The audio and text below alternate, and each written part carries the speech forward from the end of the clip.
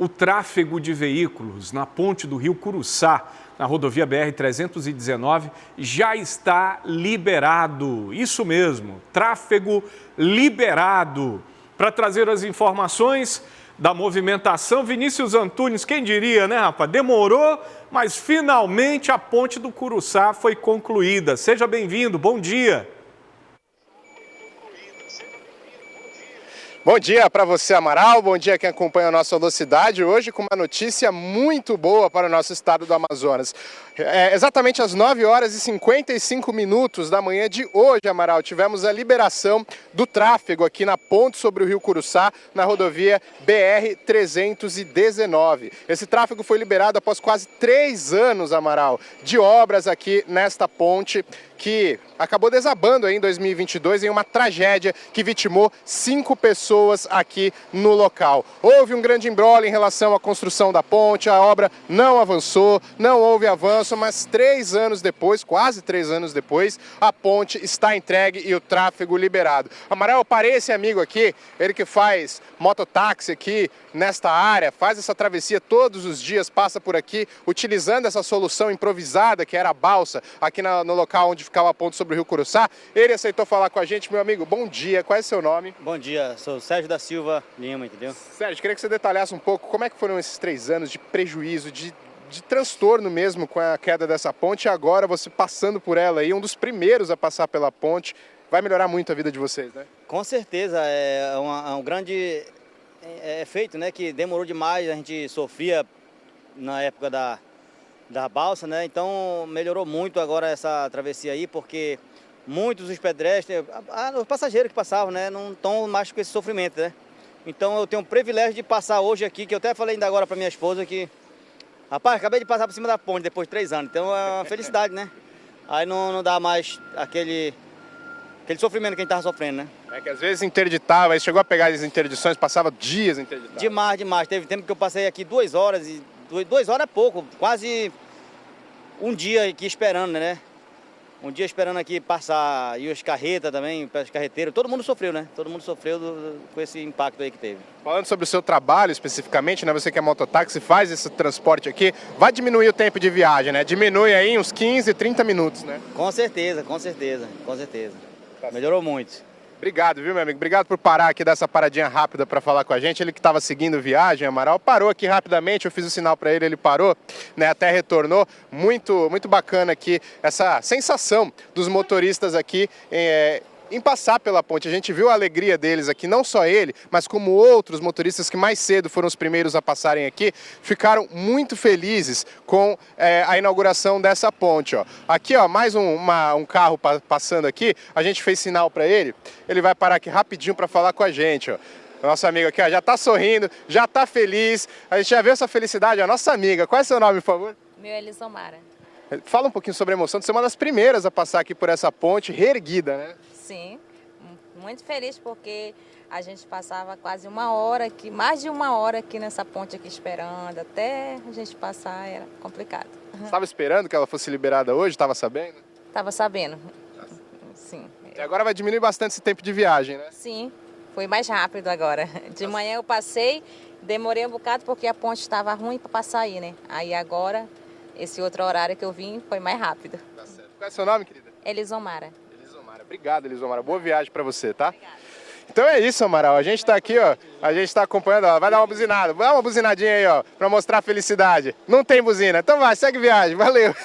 Então é isso, Amaral. Olha, o pessoal muito feliz aqui, os moradores aqui do Careiro, os moradores que seguem para Altazes, para os outros municípios aqui pela BR-319, tem agora essa facilidade maior que é a ponte sobre o Rio Curuçá. Aqui essa área aqui, ó, que a gente está acompanhando, era a área onde era a travessia improvisada, já está fechada, não estão mais passando veículos por aqui. A balsa provavelmente será desativada, essa balsa do Departamento Nacional de Infraestrutura, e aqui realmente não está mais passando veículos por essa parte improvisada. A ponte foi liberada ainda há pouco. Chama atenção, Amaral, que não teve uma inauguração, né? Foi realmente uma liberação apenas em relação ao tráfego aqui, mas os condutores já estão sentindo os efeitos positivos dessa liberação da construção da ponte sobre o Rio Curuçá. Agora, Amaral, a expectativa é em relação à outra ponte, né? A ponte sobre o Rio Altasmirim, 2 quilômetros à frente, que já está em processo de finalização. Ó, outro amigo aqui, ó, passando também, ó, um ônibus com passageiros que estão seguindo para Manaus, ó, eles vão passando aqui também,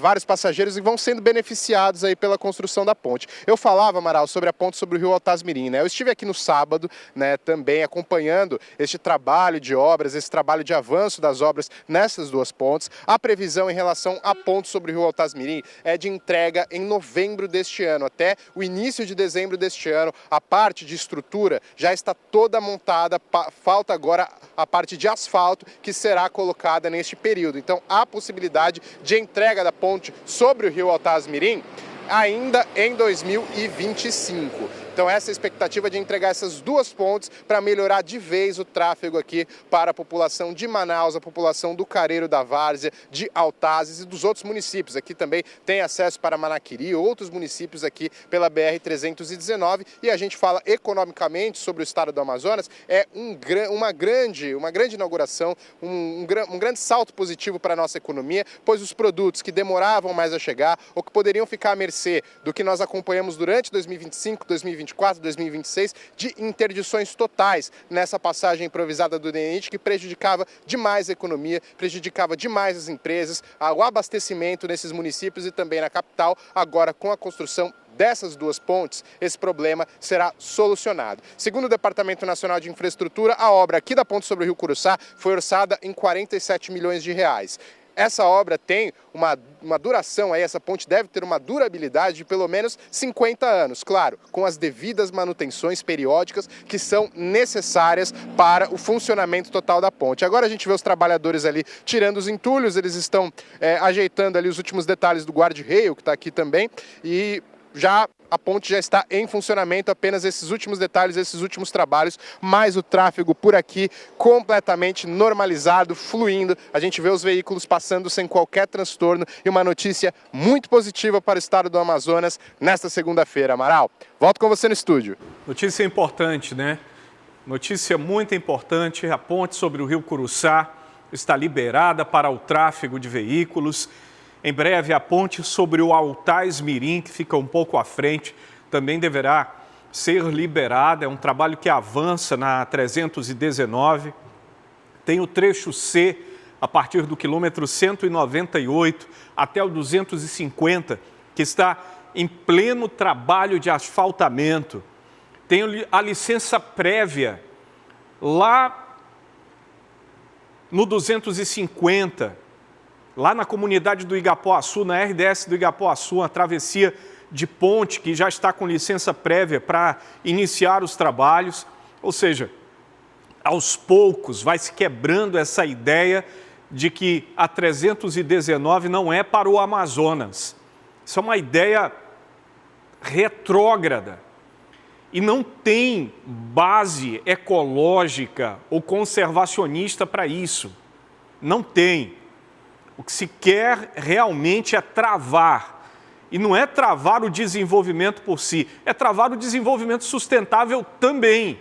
Porque nós temos reservas ao longo da 319, no interflúvio entre o rio Madeira e Purus, que precisam de fiscalização. E a 319 pode fornecer acesso rápido para combater desmatamento, queimada, e fiscalizar ainda melhor a região sul do estado do Amazonas, coisa que não existe hoje.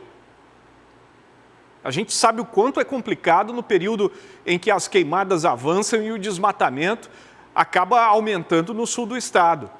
E esse é apenas um dos argumentos que eu utilizo aqui do ponto de vista ambiental. Nesse eixo de 100 quilômetros, espie só, nesse eixo de 100 quilômetros, da beira do Careiro da Várzea até o Careiro Castanho, só nesse pequeno eixo da 319 asfaltado, o que a gente tem de economia do setor primário e do turismo, uma coisa impressionante.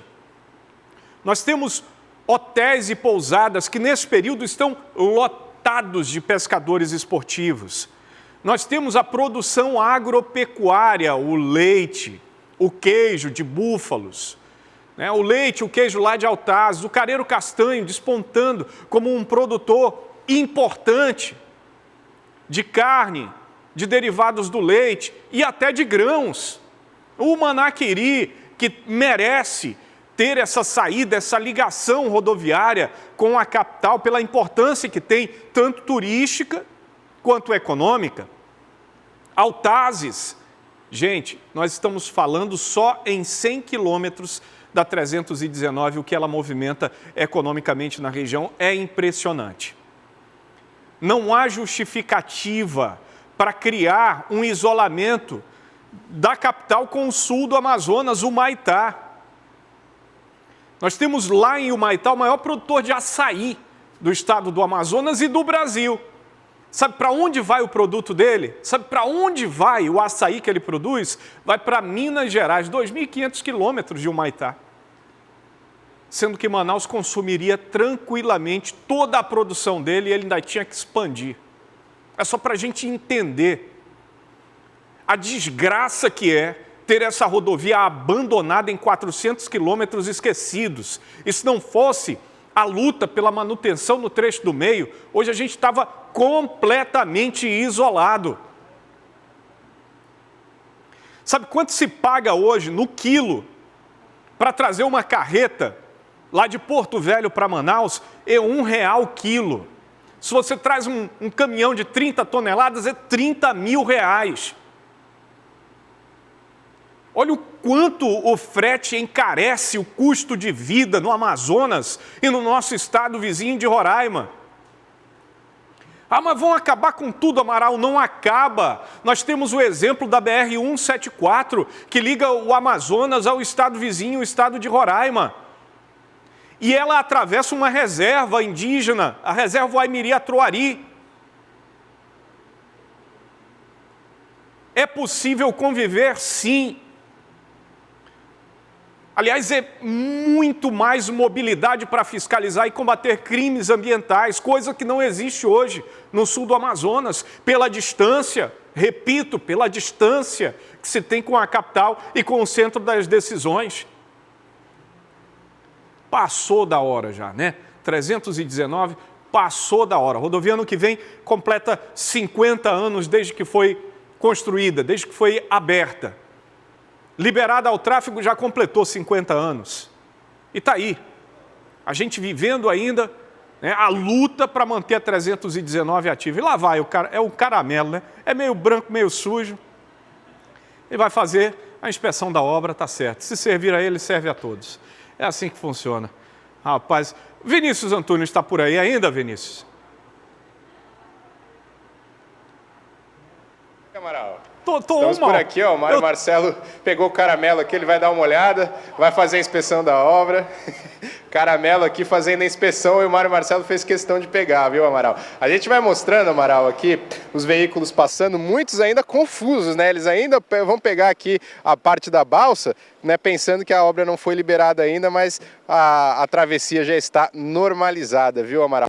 Como você falou, a questão, nós estivemos no sábado aqui, né, também acompanhando o avanço dessas obras, e a gente tem também o destaque do trecho do quilômetro 200 até o quilômetro 250, ali da BR-319, que também está sendo asfaltado, né, neste momento. Então são 50 quilômetros de asfaltamento que vão melhorar também as condições da BR-319. Agora, Amaral, só fica aquele grande problema que é o trecho do meio, aquele trecho a partir do quilômetro 400, ali do quilômetro 250 até o quilômetro 400 ali, que é realmente o grande problema da BR-319 e que ainda carece dessa licença, né, ambiental, da liberação para a realização dessas obras. Então, realmente, uma licença que está sendo muito discutida, está sendo amplamente discutida, mas é o que vai ficar faltando ainda na BR-319 para a rodovia ficar em 100% das condições para o tráfego, para a ligação aqui, né, de Manaus com o Maitá, como você citou, e até com outro estado como Rondônia, como Porto Velho, que é uma ligação extremamente importante via terrestre para a economia do nosso estado. Amaral, são 900 carretas que passam por aqui diariamente nesta ponte. São 900 carretas, né? Um número muito alto e que necessitavam desta obra, necessitavam deste apoio, e com esse grande fluxo de carretas, a economia vai fluir cada vez mais a partir das melhorias estruturais nessa obra, né, Amaral? É isso mesmo. Obrigado, Vinícius Antunes. A gente vai lembrando, Vinícius, e você está desde o início dessa cobertura, desde quando a ponte se rompeu, vidas se perderam, né? A estrutura comprometida dessa ponte colapsou, vários veículos foram ao fundo, buscas. Nós acompanhamos todos os detalhes e jornalismo é isso, gente. Jornalismo profissional trabalha com fatos históricos. Hoje, o que aconteceu 3 anos atrás está marcado na nossa história. Agora há pouco a gente falava da chegada do gasoduto lá na Altais Mirim. A gente estava quando a clareira foi aberta para a implantação do gasoduto. 20 anos atrás, pouco mais. Então, a gente trabalha com fatos históricos e à medida em que a gente vai acompanhando o desenrolar dessa história, a gente também, com base nela, tem aquilo que é necessário para cobrar. E aí é que entra essa questão que diz respeito à pavimentação da 319. A pergunta hoje não é mais por que ela tem que ser asfaltada. A pergunta que se tem que fazer hoje em relação à 319 é: a quem interessa a 319 no meio da lama? Me diga aí. A quem interessa a 319 em 400 quilômetros no meio da lama e do atoleiro? É essa resposta que nos dá aquilo que é suficiente para concluir e continuar cobrando. A bancada amazonense, me permita dar o crédito, e eu sempre faço isso aqui, né? A bancada amazonense tem se mobilizado de maneira contundente. Eu destaco aqui 2 nomes. O senador Eduardo Braga e o senador Omar Aziz, que têm feito muita pressão, tanto no Ministério do Meio Ambiente, quanto na busca e direcionamento de recursos do DENIT para manter essa rodovia transitável. A gente precisa dar o crédito. Enquanto tem gente, político, parlamentar, que vai para 319 fazer novelinha. Quer ficar por dentro de todo o universo da programação de A Crítica? Então se inscreve no nosso canal, aciona o sininho que você vai ficar por dentro de tudo e não vai perder nenhum detalhe. Vem com a gente!